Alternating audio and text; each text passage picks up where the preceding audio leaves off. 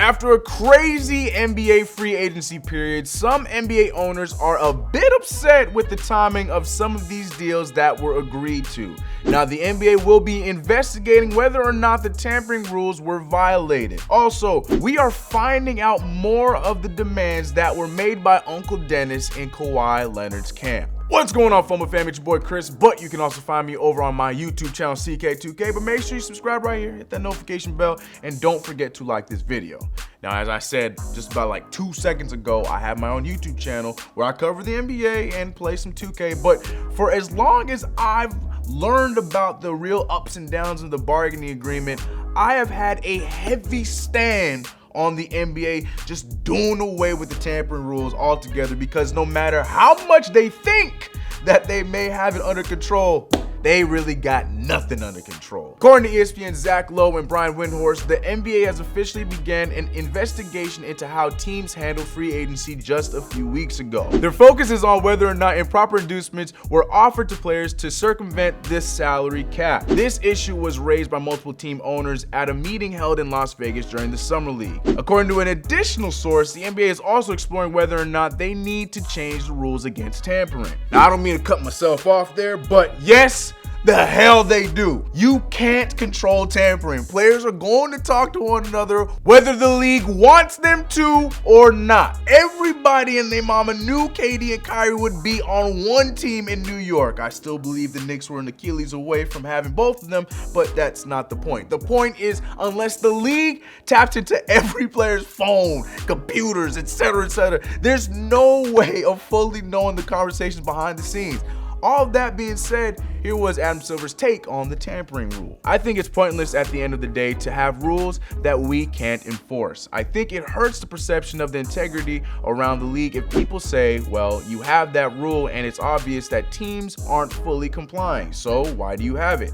I think the sense in the room was we should revisit those rules. Think about what does make sense for our teams so that ultimately we can create a level playing field among the teams, and that the partner teams have confidence that their competitors are adhering to the same set of rules they are.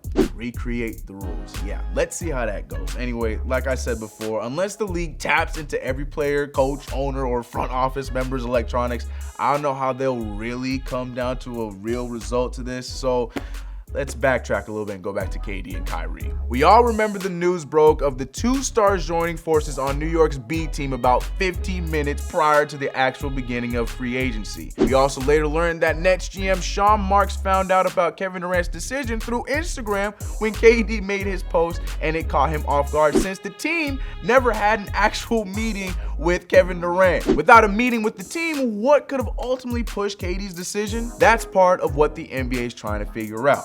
Now, outside of Kevin Durant, the other biggest free agent that was available was none other than NBA Finals MVP Kawhi Leonard, who waited until the very end to make his decision to sign with the Clippers. Not alone though, he hijacked Paul George away from OKC in the process. We know the story, but what we are now learning are the negotiations that Uncle Dennis was making behind the scenes. Stephen A. Smith dropped this bomb. He said, people in NBA circles are talking about this right now. Allegedly, the Uncle Dennis, was asking for a lot of stuff from other teams. Houses, planes, sponsorships, guaranteed sponsorship money, just as an example. They're throwing this stuff out there. I have no idea whether this is true or not. I'm not trying to cast any aspersions on Uncle Dennis, but people in NBA circles are talking about this as we speak. Whether or not this is true or not, this doesn't necessarily surprise me too much about Uncle Dennis. But the problem is the league's collective bargaining agreement prohibits teams from offering players these type of benefits. Now, the new question is, was there more to the Clippers plan than just bringing in Paul George to lure Kawhi? I'm sure we'll find out soon enough. But Fumble fam, what are your opinions or thoughts on the whole tampering rules? Do you agree with me that it's just a fake rule that needs to be gone, or should there still be some form of the rule out there? Let me know in the comments below. It's been your boy Chris. I'm gonna catch you guys in the next video. I'm out.